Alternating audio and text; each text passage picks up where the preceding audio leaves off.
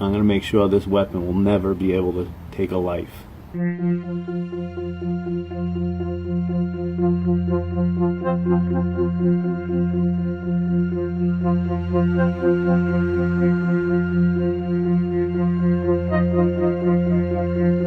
mean, think about it. Is the right to own this weapon more important than someone's life? A weapon like this that can cause so much death and destruction? I mean, look at the pictures of those victims. Is that right more important? I don't think so.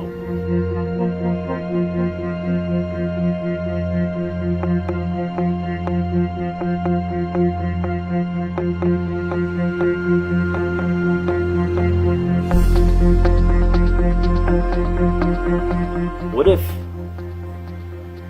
whoever buys this weapon, their child gets hold of it and brings it to school one day and shoots a bunch of people? Can I live with that? I don't think I could.